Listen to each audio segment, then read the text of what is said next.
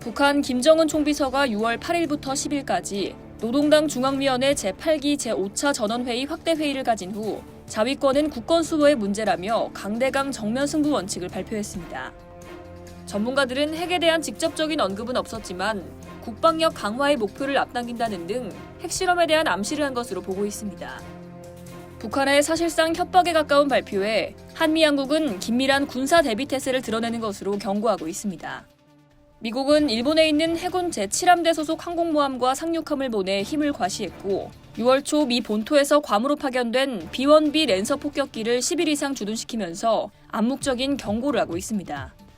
미국이 괌 앤더슨 공군기지에 폭격기를 배치하는 건 종종 있던 일이지만 10일 이상 주둔하는 건 의미가 큽니다. 현지 시각 6월 7일 미 태평양 공군사령부는 괌 앤더슨 기지에 B-1B 폭격기 4대를 배치한 건 태평양 공군 폭격기의 임무 지원을 위한 것이라며 영내 준비 태세를 강화하는 데 도움이 된다고 강조했습니다. 사실상 북한에 대한 압박용임을 암시한 것으로 보입니다. 미 공군은 2004년부터 괌 앤더슨 비행장에 폭격기를 상시 주둔시켜왔지만 2020년 4월에 상시 주둔을 끝내고 필요에 따라 긴급 배치시키는 것으로 변경했습니다. 최근 배치를 알아보면 2021년 1월과 9월에 B-52H 폭격기 4대가 배치됐고 올해 2월에도 B-52H 폭격기 4대가 배치됐습니다. 이번에 배치된 B-1B 폭격기는 B-52H, B-2와 함께 미 공군이 운용하고 있는 전략 폭격기입니다. B-52H 폭격기가 가장 오래된 기종이지만 B-1B는 미 공군이 가장 애용하는 기종 중 하나입니다. 랜서라는 이름으로 불리는 B-1B는 개발과 배치 과정에서 여러 우여곡절을 겪었습니다. 1960년대 미 공군은 핵무기를 탑재하고 소련의 레이더에 걸리지 않도록 저고도를 초음속으로 비행할 수 있는 폭격기를 원했습니다. 이 로겔이 제안한 설계가 채택됐고 B-1이라는 이름이 붙여졌죠.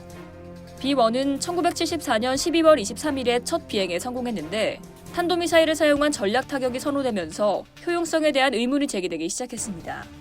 게다가 도입 가격마저 예상보다 높아지자 1977년 6월 당시 카터 행정부가 양산 계획을 중단했습니다. 첫 모델이었던 B-1A는 시제기 4대만 만들어지고 끝났습니다.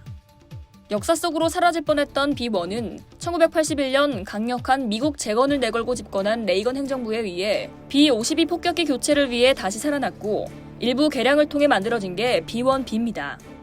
B-1B는 1984년에 처음 비행했고 그 다음해 7월부터 미 공군에 인도되기 시작했습니다.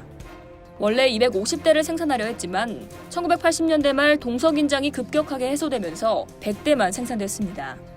2010년 4월 미국과 러시아 간에 서명된 핵무기 감축 조약인 뉴스타트는 B-1B에게서 핵 탑재 능력을 제거하게 만들었습니다.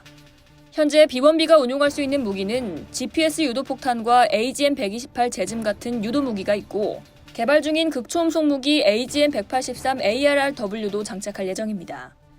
B-1B가 탑재할 수 있는 무장은 내부에 34톤, 날개에 23톤으로 B-52에 31.5톤을 능가합니다. 이런 무장 능력 때문에 미국이 치룬 아프가니스탄과 이라크 전쟁 동안 지상군에 대한 화력 지원을 위해 혹사당했고 그 결과 2021년 초반에 초기에 만들어진 17대가 퇴역했습니다. 남은 기체들은 2030년대부터 신형 B-21 폭격기가 도입되면서 퇴역할 예정입니다. 이상 월드디펜스였습니다.